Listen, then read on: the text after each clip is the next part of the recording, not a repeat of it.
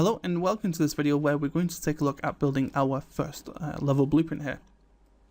So what we're going to do is we're going to set up a trigger volume, and when the player enters the trigger volume it's going to turn on a light, and when we leave the trigger volume the light is going to turn off.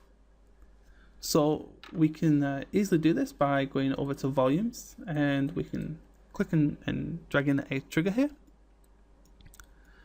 And let's just raise this up a little and scale this to around the size you want this trigger volume to be. So I'm going to go for something, let's see, something around here. So once the player enters this area we want a light to turn on. Now we don't have a light, so if we press and hold the L key and left click, it should create a light. Let's try that again. There we go.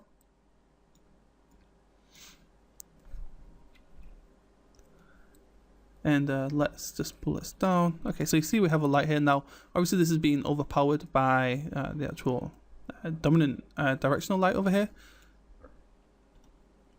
So what we can do is we can change the color to maybe something a little blue, and we can increase the intensity here.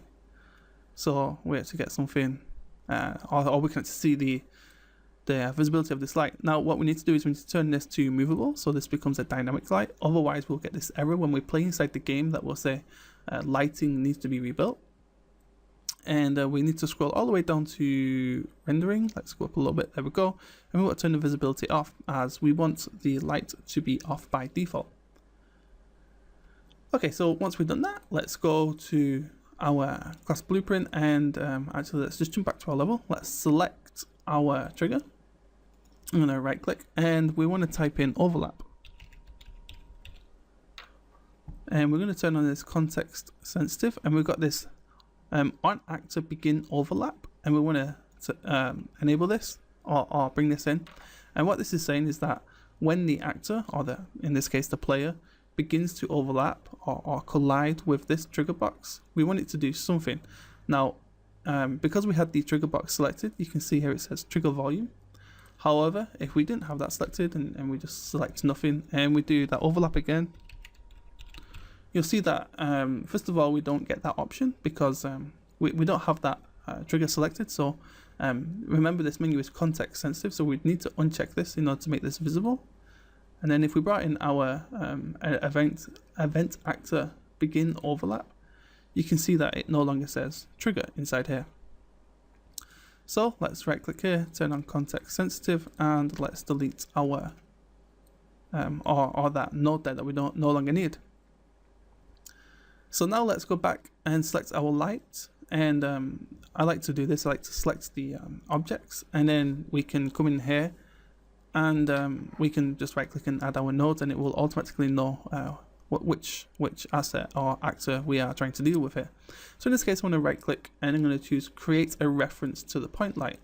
What this does, this is creates a reference to say that it is going to be this actual light in the scene that we want to control. So we could have a few lights in the scene, and we may just want to control just one of them.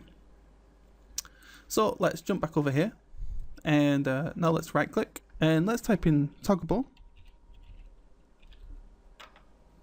Okay, so you see that nothing's coming up here. We need to uncheck context sensitive, and you see we have this toggleable visibility.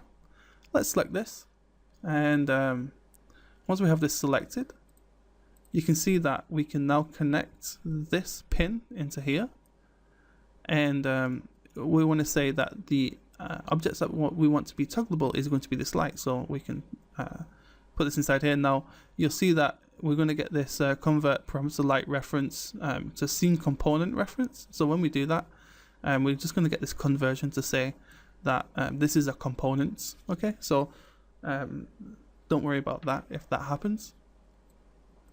So far, if we walk inside this trigger, this light will go from being an off state, as this is what we set it by default, to then turning on. So if we want this to turn off when we leave the trigger, we need to reselect our trigger volume, right click, type in overlap,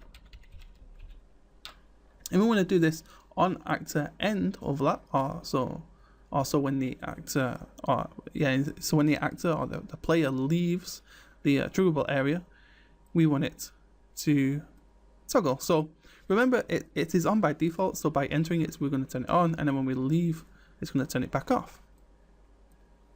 So if we compile this and we go into our game and we click play, this should work here. So let me just right click and we'll go play from here. I'm going to press the F11 key to bring this up into full screen here, and as we move forward, let's do this again.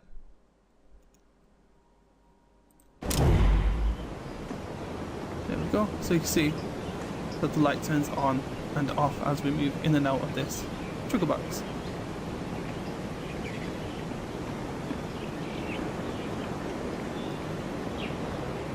So that's it for this very first tutorial. Hopefully you understand how this works. You have to bear in mind that this is a level blueprint, which means that this will only work within the context of this level itself. So if we were to use this over and over again, that is when we would have to go into class blueprints, and that's something we're going to look at next. So thank you for watching, please subscribe, and I'll see you in the next video.